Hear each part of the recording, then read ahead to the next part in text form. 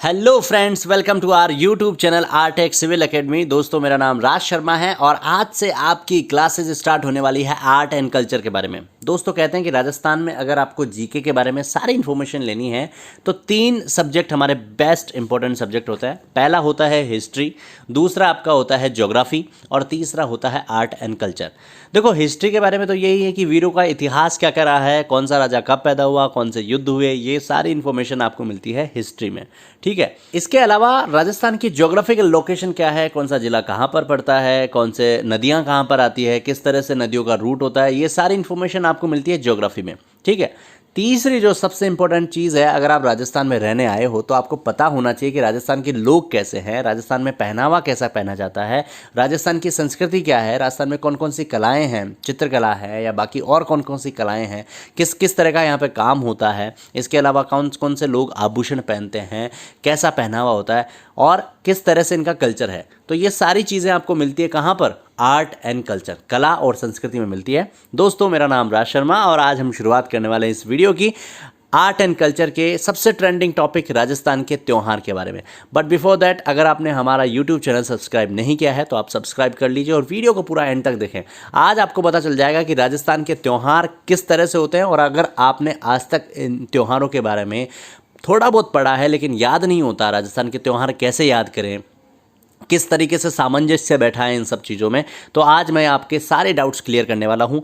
पूरा राजस्थान का त्यौहार में से जो टॉपिक में से जो क्वेश्चन आते हैं वो सब रटाने वाला हूँ, सब याद कराने वाला हूँ तरीके से। तो इस वीडियो को पूरा एंड तक देखें। बिना वक्त गवाए हम लोग शुरुआत करते हैं राजस्थान के त्योहारों के बारे में। और इससे पहले कि ये टॉपिक स्टार्ट हो, मैं आपको 2 चीज़ें क्लियर करना चाहूँगा। हम लोग जो पढ़ते हैं, जो मंथ देखते हैं, वो देखते हैं इंग्लिश मंथ में। ठीक है ना।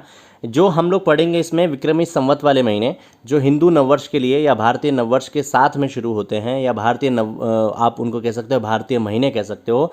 तो मैं इसको बी से रिप्रेजेंट करूंगा, भारतीय महीने, और इंग्लिश को इंग्लिश मंथ से। तो आपको पता है इंग्लिश जो मंथ जो स्टार्ट होता है वो जनवरी से लेकर के दिसंबर तक स्टार्ट होता है, राइट। जो भारतीय नववर्ष या भारतीय नववर्ष जहाँ से स्टार्ट होता है, भारतीय महीने जहाँ से स्टार्ट होते हैं, वो चैत्र से स्टार्ट होकर के आपके कहाँ तक जाते हैं? फाल्गुन तक जाते हैं। अब आपको ये याद नहीं होते है ना, घर वाले बहुत कह के तक जाते हैं, आपको पता नहीं चलता कि कौन सी चीज़ें कैसे होती है। तो मैं आपको सारी इन्फॉर्मेशन यहाँ बताऊँगा। सबसे पहले देखिए कि क्या होता है। जो इंग्लिश महीने होते हैं, अंग्रेजी मीडियम के महीने जो होते हैं, वो जनवरी से स्टार्ट होकर दिसंबर तक होते हैं, लेकिन वो किस हिसाब से चलते हैं? वो सूर्य के हिसाब से चलते हैं, सन के हिसाब से चलते हैं। जिस तरह से देखो आप, गर्मियों में जो है, गर्मियाँ किस टाइम पर आएगी आपको पता होता है, मार्च से लेकर के स्टार्ट हो जाती है गर्मियाँ, और गर्मियाँ एंड तक चलती है जुलाई से पहले पहले तक। जून के बाद मानसून आ जाता है, मानसून के बाद आपका सीधा अगर शीत ऋतु जिसको कह सकते हो आप, या कह सकते हो सर्दियाँ आ जाती हैं। तो इस तरह से चलता है। वो किसके माध्यम से चलता है? सन के माध्यम से चलता है। सन जैसे जैसे होगा उस हिसाब से चीज़ें होती जाती हैं। और आपको पता है इंग्लिश महीनों में कितने दिन होते हैं? 365 दिन होते हैं, राइट। एक और चीज़, जो विक्रमी संवत वाले महीने होते हैं, यानी कि जो भारतीय महीने होते हैं, वो आपके आधारित होते हैं किस पे? चंद्रमा पर आधारित होते हैं। अब चंद्रमा पर आधारित होता है तो किस किस हिसाब से चलती है? देखो, एक पखवाड़ा जो इंग्लिश महीनों में होता है, अंग्रेजी महीनों में होता है, एक पखवाड़ा 15 दिन और 15 दिन, ऐसे करके अपना भारतीय जो महीने हैं वो पूरे किए जाते हैं।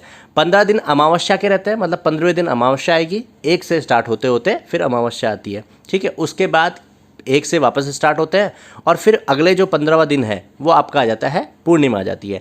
लेकिन इसमें एग्जैक्ट पूरे दिन नहीं आते। कई बार ऐसा होता है एक दिन आगे पीछे हो जाता है, कई बार आधे दिन से जो हम लोग देखते हैं वो आधे दिन से स्टार्ट होता है अगला दिन, इस तरह से चलता है। तो आप ये मान के चलिए 29.5 दिन जो होते हैं ना, वो आपके होते हैं किस पे आधारित होते हैं? चंद्रमा की कलाओं पर आधारित होते हैं। चंद्रमा जैसे जैसे अपनी कलाएं बदलता है, जैसे जैसे स्वरूप बदलता रहता है, बड़ा होता जाता है, छोटा होता जाता है, इस तरीके से जो अपने दिन हैं वो डिसाइड किए जाते हैं उसके आधार पर।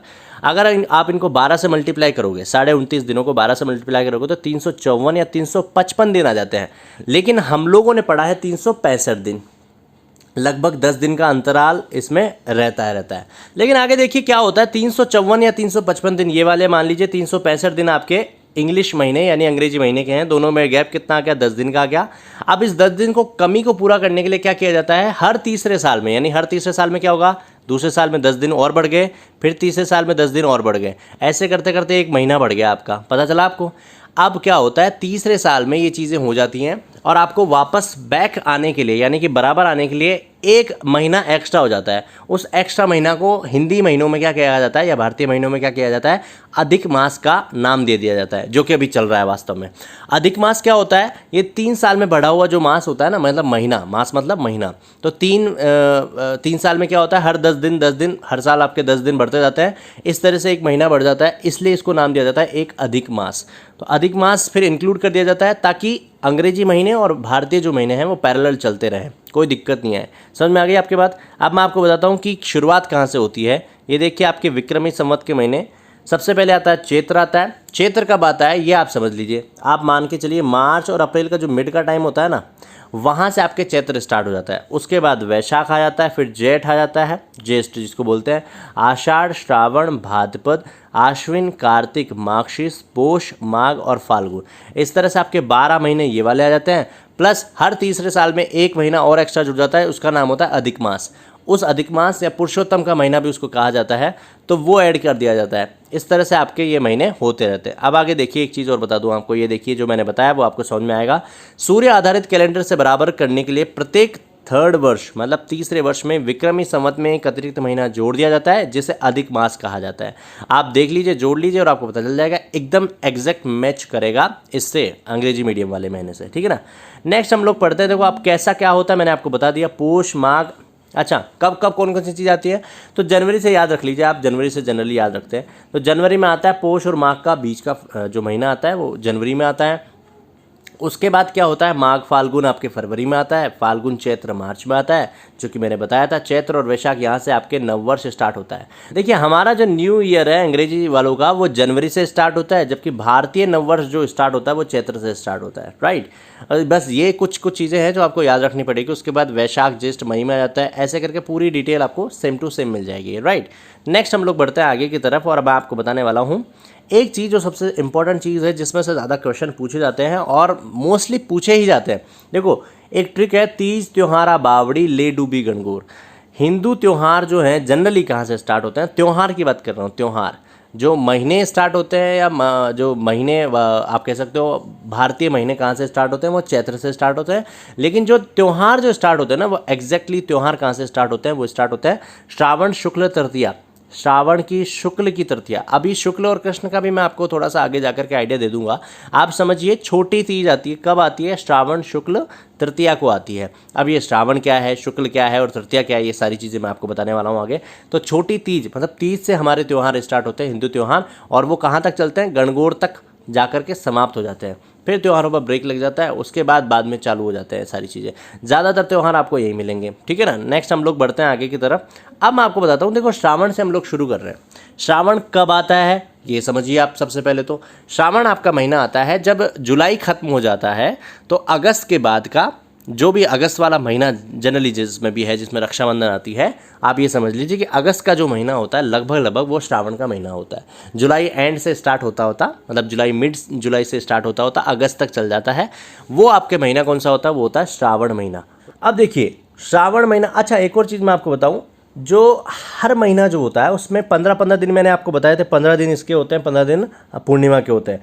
तो जो 15 दिन अमावस्या के होते हैं, जहाँ से स्टार्ट होती है अमावस्या, एक से मतलब एकम, आप ये मान के चलिए एकम द्वितीया तृतीया ऐसे करते करते आपके 15 दिन होते हैं। 15वें दिन आती है अमावस्या, ठीक है ना, ठीक है। ये 15 दिन, ये वाले 15 दिन, पहले जो 15 दिन होते हैं 1 से लेकर के 15 तक, यानी अमावस्या वाले, वो आपके आते हैं कृष्ण पक्ष में, जिसको आपको कृष्ण पक्ष बोला जाता है। जो नेक्स्ट 15 दिन आते हैं, यानी 16 से स्टार्ट होकर के आप मान लीजिए, या फिर 1 से वापस स्टार्ट कर लीजिए, फिर जो 15 दिन आएगा वो पूर्णिमा का आ जाएगा। अब पूर्णिमा को क्या होता है, फुल मून वाला नाइट, ठीक है ना, फुल मून वाली नाइट रहती है। तो जो नेक्स्ट वाले जो आएंगे, यानी अमावस्या के बाद से लेकर के पूर्णिमा तक के जो 15 दिन है, वो आपके आते हैं शुक्ल पक्ष में। समझ में आ गई बात। ये बस समझना है आपको कि कौन से 15 दिन की बात हो रही है। अमावस्या आएगी कृष्ण पक्ष में आएगी, शुक्ल पक्ष में आपके कौन सा आएगा, आपके पूर्णिमा आएगी। तो यहाँ से समझ सकते हो आप। अब नेक्स्ट हम लोग आगे चीज़ें पढ़ने वाले हैं, वो समझिए। सबसे पहले हम लोग कृष्ण पक्ष के बारे में पढ़ेंगे। कृष्ण पक्ष में मैं आपको बता दूँ, देखो सबसे पहले क्या क्या चीज़ें, कौन कौन सी चीज़ें पूछी जाती है। सबसे पहले जो श्रावण के कृष्ण पक्ष, मतलब कृष्ण पक्ष कहाँ से स्टार्ट होता है, एकम से स्टार्ट होता है। लेकिन जो त्यौहार है वो अब बटे हुए हैं, कौन कौन सी डेट में कौन कौन सी चीज़ें आती है वो देख लेते हैं। सबसे पहले आता है पंचमी में। पंचमी में आपने सबसे पहले आ जाती है नाग पंचमी। नाग पंचमी में नाग की पूजा की जाती है, प्लस नाग को मतलब नाग मतलब सांप, सांप की क्या की जाती है, पूजा की जाती है और सांप को दूध पिलाया जाता है, राइट। उसके बाद में आता है नवमी। अब देखो आप इसको इससे लिंक कर सकते हो, कैसे कर सकते हो, सांप को जो है वो मार सकता है, कौन मार सकता है, नेवला मार सकता है। सांप की लड़ाई और नेवले की लड़ाई आपने बहुत बार सुनी होगी, ज़्यादातर नेवला जीत सकता है, जीत जाता है। तो यहाँ पर सीधा आपको ये याद रखना कि नाग पंचमी की पूजा हुई श्रावण के कृष्ण पक्ष में। अच्छा, कृष्ण मतलब काला होता है और नाग भी जनरली काले ही होते हैं, तो आप ये भी याद रख सकते हो कि जो नाग पंचमी है वो कब आएगी, कृष्ण पक्ष में आएगी, और नाग पंचमी पूछा है तो पंचमी की पंचमी को आ जाएगी, राइट। उसके बाद क्या होता है, पंचमी से जस्ट कनेक्ट करता हुआ आपके आता है नवमी।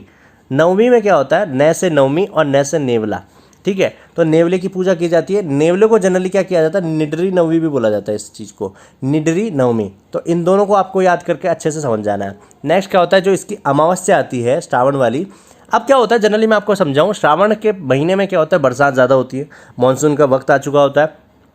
क्या होता है, बरसात ज़्यादा होने से क्या हो जाता है, हरियाली चारों तरफ छा जाती है।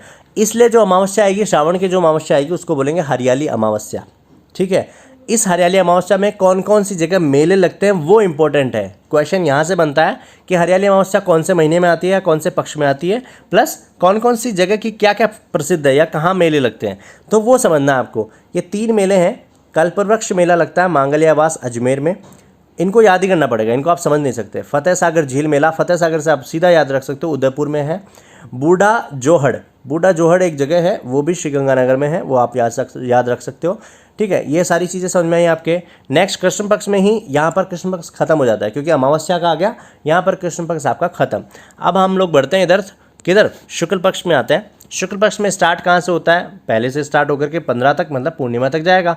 तीसरी जो चीज़ आती है, मैंने बताया था ऊपर, श्रावण शुक्ल तृतीया। अब तृतीया मतलब 3 तारीख या तीज जिसको बोलते हैं। तो जो तीज आती है श्रावण की शुक्ल में तीज आती है, याद रखना, तीज जो आती है वो श्रावण की शुक्ल में तीज आती है। अच्छा, जब ये टॉपिक खत्म हो जाएगा तो मैं आपको बताऊंगा कि कौन कौन सी चीज़ें किस किस तरीके से पूछी जाती है और कहाँ से क्वेश्चन ज़्यादा बनते हैं, वो आपको याद रखना है। तो जो तीज वाले क्वेश्चन है ना, वो बहुत इंपॉर्टेंट है। तीज चाहे ये वाली आए या आगे बूढ़ी तीज आए, ठीक है ना, ये सारी चीज़ें आपको याद रखनी है। तो छोटी तीज कब आती है, छोटी तीज आती है आपके तृतीया में, कब, श्रावण में आती है शुक्ल में, ठीक है ना, ओके। अब तीज में क्या क्या चीज़ें हैं, तीज किस चीज़ का है, पति पत्नी के प्रेम का त्यौहार है, प्रकृति प्रेम का भी त्यौहार है। अब देखो प्रकृति प्रेम का इससे मतलब समझ लो आप, मानसून आ जाता है, चारों तरफ हरियाली छा जाती है, तो सारी तरफ प्रकृति अपने को, हम लोगों का घूमने का मन करता है बहुत ज़्यादा वाला, ठीक है, घूमने का मन करता है, तो हमें प्रकृति से प्रेम होता है, एनवायरनमेंट बहुत अच्छा लगता है इस टाइम पर, इसलिए ये प्रकृति प्रेम का त्यौहार है। जयपुर में छोटी तीज की सवारी बहुत प्रसिद्ध है।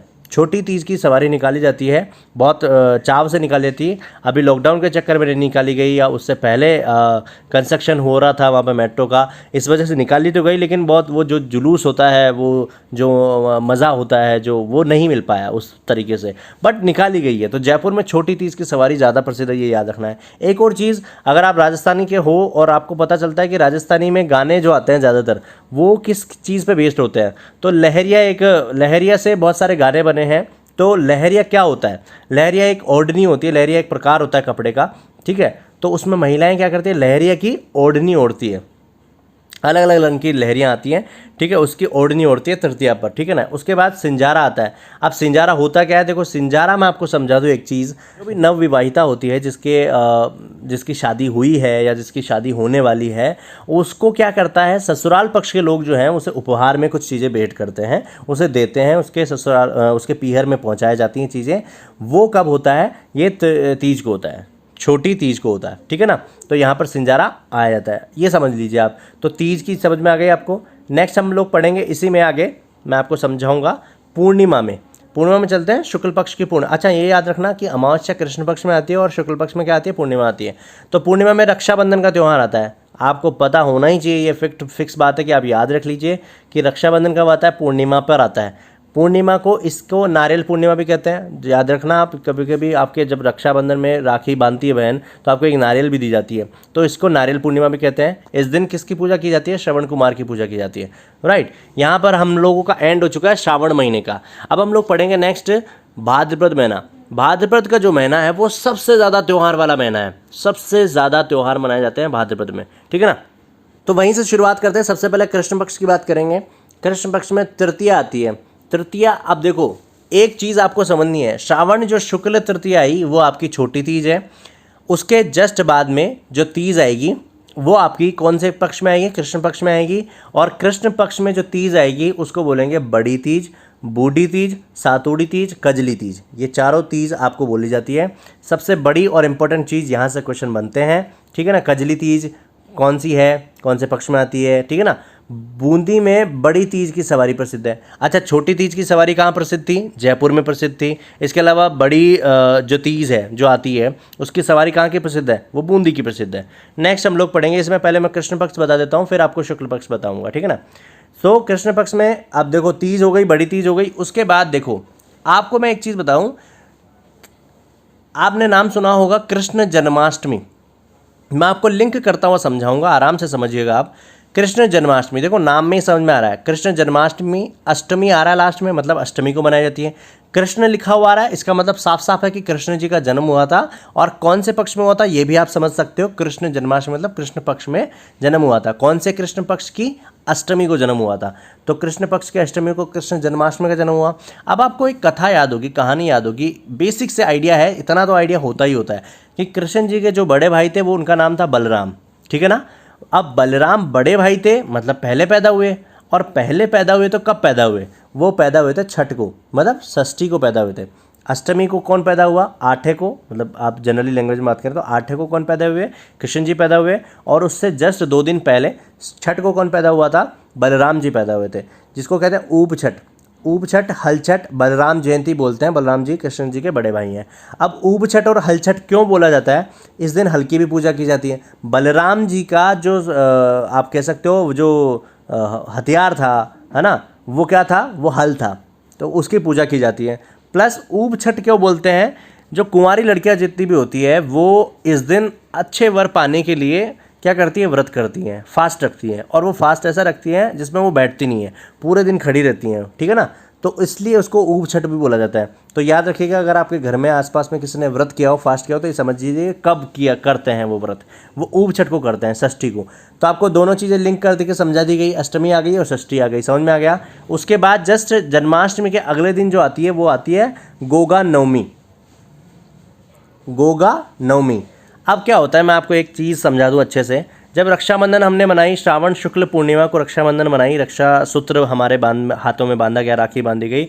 उस राखी को जनरली लोग खोल देते हैं, और उस राखी को जब घरों में पूजा की जाती है, और इसी दिन नवमी के दिन, गोगा नवमी के दिन, वो राखी हमें भेंट कर दी जाती है, गोगा जी को भेंट कर दी जाती है, या ऐसे कह सकते हैं। दूसरी चीज़ क्या होती है इसमें, इस दिन जो किसान है वो हल को 9 गांठ वाली राखी बांध देता है। देखिए गोगा जी जो है वो हमारे लोक संत है राजस्थान के, और लोक संत होने के नाते इनका जो मेले लगते हैं अलग अलग जगहों पे, 2 जगहों पे लगते हैं। पहली जगह है ददरेवा चूरू, ददरेवा चूरू में पड़ता है जहाँ इनका जन्म हुआ था। उसके बाद दूसरा जो मेला लगता है वो गोगा मेडी का हनुमानगढ़ में लगता है। दोनों याद रखने पड़ेंगे आपको कि कहाँ मेला लगता है, ठीक है ना, याद हो गई। उसके बाद देखो मैंने आपको एक चीज़ लिंक कराई थी अभी, कृष्ण जी का जन्म हुआ, कृष्ण जी के जन्म होने पर कौन सी अष्टमी थी, वो कृष्ण अष्टमी थी, कृष्ण पक्ष की अष्टमी थी। उससे पहले बलराम जी का जन्म हुआ।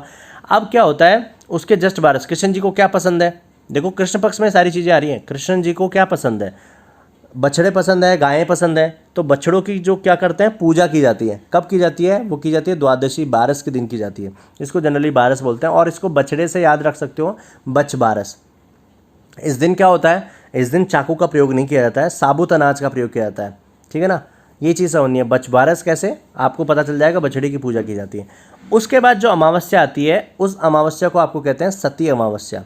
कृष्ण पक्ष में जो अमावस्या आई उसको कहते हैं सती अमावस्या, और इसमें झुंझुनू का सबसे बड़ा मेला लगता है यहाँ पर सती अमावस्या में, राइट। नेक्स्ट हम लोग पढ़ेंगे शुक्ल पक्ष के बारे में, और शुक्ल पक्ष के बारे में मैं आपको बताना चाहूँगा बहुत सारी इन्फॉर्मेशन। आप देखिए सारी चीज़ें हम लोग यहाँ पढ़ेंगे, भाद्रपद में ही पढ़ रहे हैं। शुक्ल पक्ष में देखो हमने गोगा नवमी पढ़ ली, गोगा जी का मेला लगता है गोगा नवमी के टाइम पर। शुक्ल पक्ष में हम लोग पढ़ेंगे द्वितीया में एक और संत हुए थे हमारे रामदेव जी, बाबा रामदेव। वो वाले बाबा रामदेव नहीं है, ये पुराने रामदेव जी हैं, जिनका जो लोक संत है, जिनकी पूजा की जाती है। और कहाँ पूजा की जाती है, क्या बोली जाती है, देखो द्वितीया, बाबेरी बीज बोला जाता है इसको, द्वितीया को। द्वितीया मतलब दूसरा, शुक्ल पक्ष की द्वितीया। इस दिन क्या होती है, रामदेव जयंती मनाई जाती है। रूणीचा रामदेवरा, ये रूणीचा रामदेवरा जगह है जैसलमेर में। यहाँ पर मेला लगता है, रामदेव जी का मेला लगता है, जो कि कहाँ से स्टार्ट होता है, द्वितीया से स्टार्ट होता है। और 11 को अपन बोलते हैं एकादशी, 11वें दिन, 11वें दिन जाकर के ख़त्म हो जाता है, वहाँ तक मेला चलता है। इस मेले को जो क्या कहते हैं, ये बहुत इंपॉर्टेंट चीज़ है, मारवाड़ का कुंभ कहा जाता है। ठीक है, इस मेले को, कौन से वाले मेले को, बाबा रामदेव जी का जो मेला था, रामदेव जयंती जो मनाई जाती है, वो कब मनाई जाती है, द्वितीया से लेकर के 11 तक जो है वो मेला लगता है। उस मेले को हम लोग बोलते हैं मारवाड़ का कुंभ बोला जाता है। ठीक है, उसके बाद हम लोग पढ़ेंगे चतुर्थी में। याद रखिए, देखो रक्षाबंधन के आसपास ही हम लोगों को जनरली ज़्यादा आइडिया तो नहीं होता, लेकिन इतना पता होता है कि रक्षाबंधन के बाद में गणेश चतुर्थी आती है। अब गणेश चतुर्थी कब आती है, कृष्ण पक्ष में आती है या फिर शुक्ल पक्ष में आती है, इसमें हम लोग कन्फ्यूज हो जाते हैं। तो मैं आपको याद दिला दूँ, चतुर्थी जो है गणेश चतुर्थी वो आपके आती है शुक्ल पक्ष में। तो गणेश चतुर्थी शुक्ल पक्ष में, चौथ को, जिसको आप चौथ भी बोलते हैं, गणेश चतुर्थी। ठीक है ना, क्या क्या बोला जाता है, गणेश चतुर्थी बोला जाता है, इसको शिव चतुर्थी बोला जाता है, कलंक चतुर्थी बोला जाता है और चतरा चौथ भी बोला जाता है।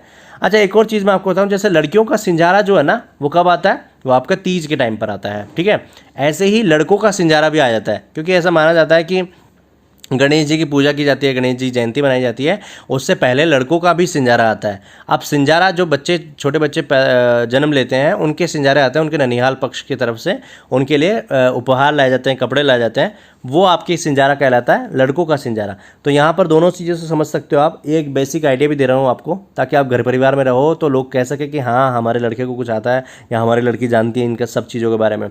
ठीक है, अब देखो गणेश चतुर्थी को, ये सारी चतुर्थियाँ आपको पता चल गई। ठीक है, एक और चीज़ मैं आपको बताऊंगा, इसमें त्रिनेत्र गणेश जी का जो मेला लगता है वो रणथंभौर में लगता है। चुंगी तीर्थ मेला लगता है गणेश जी का मेला, वो जैसलमेर में लगता है। तो रणथंभौर में लग गया, त्रिनेत्र गणेश जी का मेला लगता है, वहाँ पर बहुत फेमस है। और ऐसा कहा जाता है कि यहाँ के आसपास के जितने भी लोग हैं, जो रणथंभौर के आसपास है, जयपुर के आसपास है, या जो बड़े गणेश जी हैं वो ऐसा कह सकते हो वो हैं, और वहाँ पर सबसे पहले भेंट दी जाती है, सबसे पहले कार्ड उनको निमंत्रण दिया जाता है, सबसे पहले शादी का कार्ड उन्हीं के पास पहुँचाया जाता है। ठीक है, पढ़ा जाता है बाकायदा उनके दरबार में। ठीक है, ये सारी चीज़ें बताई गई हैं। नेक्स्ट हम लोग पढ़ते हैं इसी में पंचमी। अब देखो आपको मैं बताऊँ, जस्ट गणेश चतुर्थी के जस्ट अगले दिन, ये मान के चलिए ऋषि पंचमी आती है। अब ऋषि पंचमी को होता क्या है, कई लोग ऐसे होते हैं जो रक्षाबंधन पर राखी नहीं बनाते हैं। याद रखना, आप रक्षाबंधन कब आती है, पूर्णिमा में आती है, श्रावण में। ठीक है ना, हम लोग अभी क्या पढ़ रहे हैं, भाद्रपद पढ़ रहे हैं।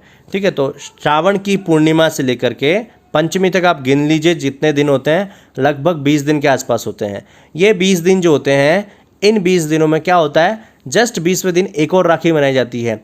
वो राखी कौन बनाते हैं, वो माहेश्वरी समाज के लोग बनाते हैं, ब्राह्मण समाज के लोग, खंडेलवाल समाज के लोग जो हैं वो उस दिन को राखी मानते हैं। अब क्या होता है उस दिन, ऋषि पंचमी, सप्त ऋषियों की पूजा की जाती है, माहेश्वरी समाज का रक्षाबंधन मनाया जाता है। तो ठीक है ना, ये चीज़ समझ में आ जाएगी आपके पंचमी को। और कब मनाया जाता है, जस्ट गणेश चतुर्थी के अगले दिन, यानी कि पंचमी के दिन, ऋषि पंचमी के दिन। क्या क्या होता है ये देखो आप। सबसे पहले भोजन थाली मेला लगता है कामा भरतपुर में, भोजन थाली मेला लगता है इसी दिन, ऋषि पंचमी के दिन। कामा एक जगह है भरतपुर में। हरिराम जी का मेला लगता है, ये लगता है झोरडा नागौर में लगता है। अब आप समझिए थोड़ा सा, एक मैं आपको एक और चीज़ बताना चाहूँगा जो कृष्ण जी से रिलेटेड है। आप क्योंकि भाद्रपद में हम लोग कृष्ण जी के बारे में बात कर रहे हैं, तो आपको समझा दिया था मैंने। कृष्ण जन्माष्टमी को जन्म हुआ कृष्ण जी का, 2 दिन पहले षष्ठी थी, उस दिन जन्म हुआ बलराम जी का। 12 जो आई यानी कि द्वादशी जो आई, उस दिन पूजा की जाती है बछड़े की। इनके कुछ दिनों बाद में शुक्ल पक्ष में ही अष्टमी आती है। देखो, अष्टमी के दिन ही कृष्ण जी का जन्म हुआ, और अष्टमी के दिन ही जन्म होता है राधा जी का। राधा जी कृष्ण जी से छोटी होती है, तो राधा जी का जन्म होता है अष्टमी के दिन।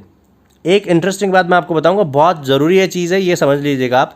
राधा अष्टमी के दिन क्या होता है, राधा जी का जन्म हुआ था। सलेमाबाद अजमेर में निम्बार्क संप्रदाय का मेला लगता है राधा अष्टमी को। ये बहुत याद मानिएगा। क्यों लगता है, क्योंकि जो निम्बार्क संप्रदाय के लोग हैं वो राधा कृष्ण को पत्नी मानते हैं। राधा जी को कृष्ण जी की क्या मानते हैं, पत्नी मानते हैं, इसलिए वहाँ पर राधा अष्टमी का जो है वो मेला लगता है। कहाँ पर लगता है, सलेमाबाद अजमेर में इनकी एक शाखा है निम्बार्क संप्रदाय की, उनका मेला लगता है। ठीक है, यहाँ पर एक चीज़ खत्म हो जाती है, लेकिन नेक्स्ट इसके जो चीज़ आएगी वो मैं आपको समझाऊंगा आगे, वो क्या आती है। उसके बाद आती है दशमी।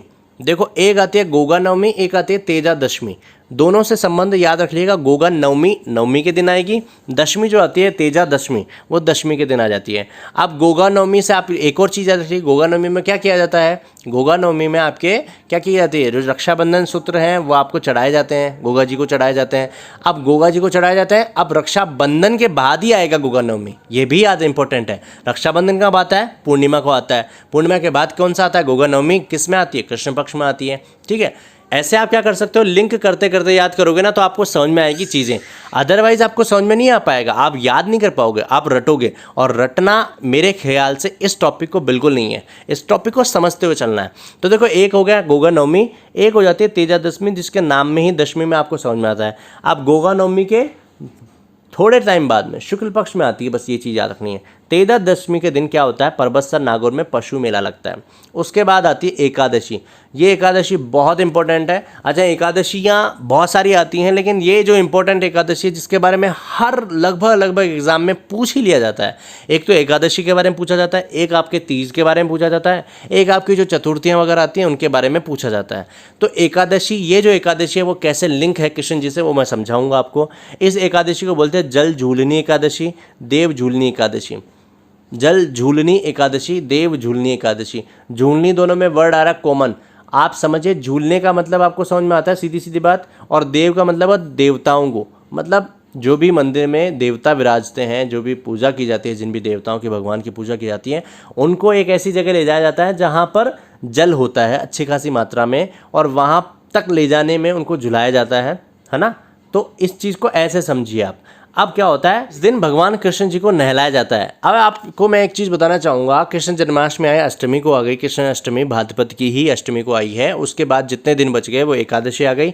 इस दिन क्या किया जाता है, लगभग 10 से 12 दिन हो जाते हैं। उसके बाद क्या किया जाता है, जड़ूला निकाला जाता है। अब जड़ूला होता क्या है, जड़ूले में आपको तो पता होगा, अगर आपने घर परिवार में कोई भी फंक्शन अटेंड किया होगा तो इतना पता होगा कि जो छोटा बच्चा जन्म लेता है उसके बाद में 10 दिन के बाद में, 12 दिन के बाद में उसको वहाँ घर से बाहर निकाल के लेकर जाया जाता है, कुएँ पर लेकर जाया जाता है। उसको थोड़े से जल से उसको स्नान किया जाता है, नहलाया जाता है, वो सारी चीज़ें की जाती हैं। तो ऐसा ही उस दिन भी किया गया था। तो ये क्या आ जाता है, जल झूलनी एकादशी या देव झूलनी एकादशी इसको बोला जाता है, राइट। नेक्स्ट हम लोग बात करेंगे चतुर्दशी की। ये चतुर्दशी कौन सी आती है, ये आती है अनंत चतुर्दशी। इस दिन गणेश विसर्जन किया जाता है। अच्छा, एक और चीज़, गणेश चतुर्थी कब आई, ये आई भाद्रपद की शुक्ल में, चतुर्थी को आ गई। चतुर्थी से लेकर चतुर्दशी यानी दोनों के बीच में 10 दिन का गैप है। इन 10 दिनों में क्या किया जाता है, बहुत सारे लोग महाराष्ट्र में, गुजरात में और आजकल तो बहुत जगह सब लोग गणेश जी रखने लग गए। गणेश जी चतुर्थी के दिन गणेश जी की स्थापना करते हैं घर में हम लोग, और उन गणेश जी की पूजा अर्चना की जाती है। उसके बाद 10 दिन हम लोग रखते हैं, कोई लोग 3 दिन रखते हैं, कोई लोग 4 दिन रखते हैं। मेजरली ऐसा माना जाता है कि अनंत चतुर्दशी जो आती है, चतुर्दशी के दिन गणेश जी का विसर्जन किया जाता है किसी तालाब में, किसी अपने घर पे भी आजकल करने लगे हैं बहुत सारे लोग, जो मिट्टी के गणेश जी लाते हैं घर में, आप विसर्जन करिए और पेड़ पौधा लगाइए, बहुत अच्छी चीज़ होती है। उसके बाद क्या होता है, जैसे ही गणेश जी का विसर्जन किया जाता है उसके अगले दिन से, यानी कि जो पूर्णिमा आती है वहाँ से आपके श्राद्ध पक्ष स्टार्ट हो जाते हैं। अब श्राद्ध पक्ष होते क्या हैं वो आपको बेसिक सा आइडिया होगा। जनरली श्राद्ध पक्ष वो होते हैं जिसमें हम लोग क्या करते हैं, जो भी हमारे परिजन हैं, पूर्वज हैं, वो इस दुनिया में नहीं रहे हैं, उनके लिए हम लोग खाने की व्यवस्था करते हैं, उसके लिए हम लोग ब्राह्मणों को भोजन कराया जाता है। ये सारी जो चीज़ें हैं वो कराई जाती है। तो आपको इतना याद रखना कि श्राद्ध पक्ष कहाँ से स्टार्ट होते हैं, भाद्रपद की जो पूर्णिमा है, शुक्ल में पूर्णिमा आती है, उसमें वहाँ से श्राद्ध पक्ष स्टार्ट हो जाता है। 15 दिन के श्राद्ध पक्ष चलते हैं। उसके बाद जो महीना आता है वो सीधा महीना आता है, नवरात्र स्टार्ट होने वाला महीना, आश्विन वाले महीने आते हैं। लेकिन जब अगर 3 साल बीत जाते हैं तो एक अधिक मास और जुड़ जाता है। वो अधिक मास यहाँ पर ही जुड़ता है श्राद्ध पक्ष के होने के बाद में, जो कि अभी रिसेंटली चल रहा है, इसलिए याद दिला रहा हूँ आपको, ठीक है ना। नेक्स्ट हम लोग पढ़ेंगे आश्विन महीने के बारे में। अब आश्विन महीने में क्या होता है, देखिए ये कृष्ण पक्ष है, श्राद्ध पक्ष चले 16 दिन। अब श्राद्ध पक्ष में क्या होता है, कोई भी मंगल काम नहीं होता है श्राद्ध पक्ष में, ठीक है ना। उसके बाद क्या होता है, ये कृष्ण पक्ष की बात कर रहा हूँ मैं, जहाँ पर आश्विन का महीना स्टार्ट हो जाता है, तो ये चीज़ होती है। लेकिन अगर अधिक मास लग गया तो ये अधिक मास में काउंट हो जाते हैं, यहाँ से अलग चीज़ें आ जाती हैं, ठीक है ना। आश्विन के महीने में अब क्या होता है, ये श्राद्ध पक्ष होते हैं जिसमें कोई भी मंगल काम नहीं होता। क्या क्या चीज़ें होती है, सांझी की पूजा की जाती है, गोबर और मिट्टी की गोल आकृति की पूजा की जाती है। उदयपुर के मत्स्यनाथ मंदिर है, सांझी का मंदिर कहा जाता है उसे, वहाँ पर उसकी पूजा की जाती है, ठीक है ना। इसके अलावा नाथद्वारा में है, केले के सांझी बनाई जाती है, केले की सांझी बनाई जाती है। श्राद्ध पक्ष के अंतिम दिन जो है थम्बूड़ा व्रत किया जाता है। ये थम्बूड़ा व्रत कब किया जाता है, आखिरी दिन, जो अमावस्या वाला दिन होता है उस दिन किया जाता है, ठीक है ना। उसके बाद हम लोग देखेंगे इसी में, देखो क्योंकि कृष्ण पक्ष के 15 दिन इसी में समाप्त हो जाते हैं, श्राद्ध में ही, तो हम लोग देखेंगे शुक्ल पक्ष। आप देखो जैसे ही श्राद्ध पक्ष खत्म होते, मैंने बताया था श्राद्ध पक्ष खत्म होते ही आपके शुक्ल पक्ष स्टार्ट हो जाता है, आश्विन का महीना वाला शुक्ल पक्ष, जिसमें से आपके नवरात्र स्टार्ट हो जाते हैं। एक और चीज़ मैं आपको बताना चाहूँगा, नवरात्र कौन से नवरात्र स्टार्ट होते हैं? शरद नवरात्र स्टार्ट होते हैं।